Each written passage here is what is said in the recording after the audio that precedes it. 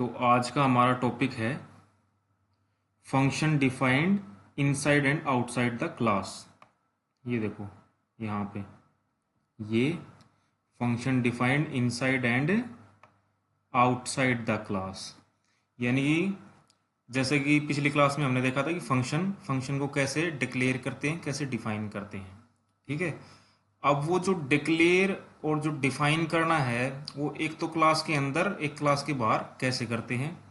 और इसी के साथ एक और छोटा सा टॉपिक है use of scope resolution operator. ठीक है, ये टॉपिक इन्होंने वैसे लास्ट में दे दिया लेकिन ये इसी के साथ आता है, function defined inside and outside the class के साथ। ओके, तो चलते हैं नोट्स पे। एक पेज में ही तीनों टॉपिक आ जाएंगे, बिल्कुल छोटा सा टॉपिक है। तो सबसे पहले टॉपिक देखो यहाँ से, function defined inside and outside the class and use of scope resolution operator. Scope resolution operator कौन सा होता है? ये चार ऐसे बिंदियां सी होती हैं, 1 2 3 4।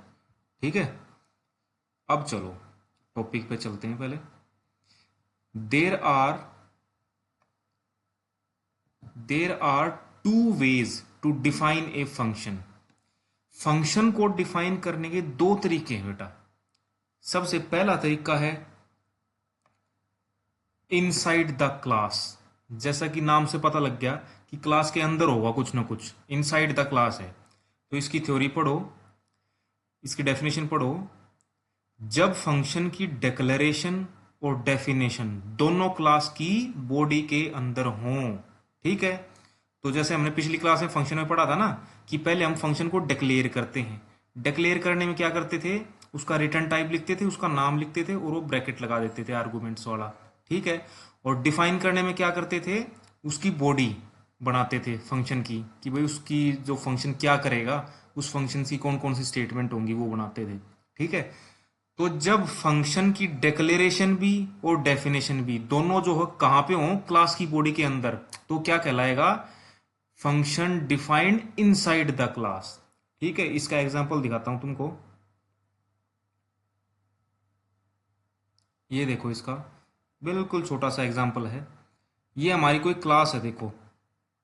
ठीक है, क्लास कैसे बनाते हैं? क्लास का नाम ना, क्लास कीवर्ड और क्लास का नाम रख दिया हमने एरिया। ठीक है, क्लास की बॉडी कहां से स्टार्ट हो रही है? यहां से, और खत्म कहां पे हो रही है?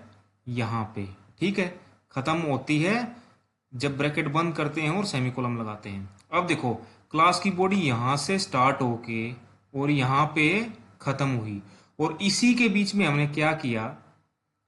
Integer return type. यहां हम क्या कर रहे हैं? डिक्लेयर कर रहे हैं हमारे फंक्शन को। डिक्लेयर कैसे करते हैं? रिटर्न टाइप इंटीजर ले लिया, फंक्शन का नाम क्या रख दिया हमने? कुछ भी रख दिया, गेट एरिया। ठीक है, और ये ब्रैकेट।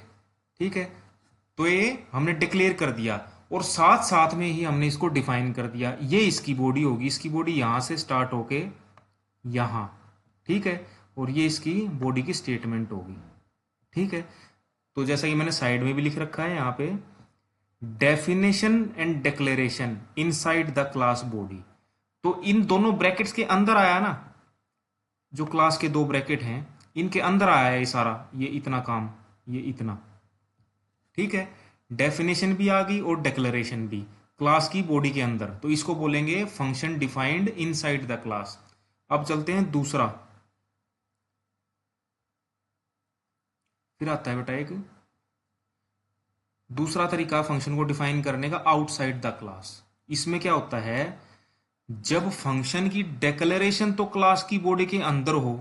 ठीक है, यानी कि सिर्फ नाम नाम तो उसका हम जो डिक्लेयर करना होता है वो तो हम क्लास की बॉडी के अंदर कर दें, बट डेफिनेशन क्लास की बॉडी के बाहर हो तो उसको बोलते हैं function defined outside the class. ठीक है, तो सिंपल हो गया ना, जिसको बाहर डिफाइन किया वो आउटसाइड द क्लास हो गया, और जिसको क्लास की बॉडी के अंदर किया वो इनसाइड द क्लास हो गया। दो ही तरीके हैं। तो इसका एग्जांपल देखो, वही ऊपर वाला एग्जांपल लेके देखते हैं। एक क्लास बनाई हमने एरिया नाम से, क्लास का ब्रैकेट शुरू हुआ है यहाँ से। ठीक है, ये चीज़ें बाद में समझाऊंगा, आगे आएंगी। यहाँ सिर्फ फिलहाल ये देखो कि हमने यहाँ पे इंटीजर टाइप का फंक्शन नाम लिया, ये आर्गुमेंट कुछ नहीं दिए इसको क्योंकि कुछ आर्गुमेंट है ही नहीं। देखो ये तो हो गया, साइड में लिख दिया मैंने डिक्लेरेशन, ठीक है। उसके बाद हमने क्लास बंद कर दी, यहाँ पे देखो, ठीक है। सिर्फ डिक्लेयर किया फंक्शन, उसकी बॉडी डिफाइन नहीं करी हमने फंक्शन की क्लास के अंदर, अलग से डिफाइन किया क्लास के बाहर। क्लास के बाहर कैसे डिफाइन करते हैं, अब हम इस चीज़ पे आते हैं कि किसी फंक्शन को क्लास के बाहर आउटसाइड द क्लास कैसे डिफाइन करते हैं, ठीक है। तो डिक्लेयर तो हमने कर दिया क्लास की बॉडी के अंदर, ये देखो यहाँ पे, ठीक है, यहाँ पे कर दिया। अब इसको जब क्लास यहाँ पे बंद होगी, इसको हम डिफाइन करेंगे, यानी इसकी बॉडी बनाएंगे। तो डिफाइन कैसे करते हैं, क्लास के बाहर उसका रिटर्न टाइप लिखेंगे, ठीक है, ये उसका फंक्शन का नाम लिखेंगे, ठीक है, आर्गुमेंट्स के लिए ब्रैकेट देंगे। नई चीज़ क्या आई, हम क्या करेंगे, उस क्लास का नाम लिख के स्कोप रेजोल्यूशन ऑपरेटर लगाएंगे। क्लास का नाम क्या था, एरिया, ठीक है, और ये स्कोप रेजोल्यूशन ऑपरेटर, ठीक है। एक नई चीज़ करनी है कि जब भी हमको क्लास के बाहर डिफाइन करना है फंक्शन, तो हम जो क्लास का नाम है वो लिख देंगे और 4 बिंदी लगा देंगे। 4 बिंदी क्या है, स्कोप रेजोल्यूशन ऑपरेटर, ठीक है। और फिर हमने इसकी जो बॉडी है वो कर ली डिफाइन, ये बॉडी की स्टेटमेंट होगी इसकी, ठीक है। तो जो डेफिनेशन है वो क्लास के बाहर हुई ना, तो इसलिए इसको बोलते हैं आउटसाइड द क्लास।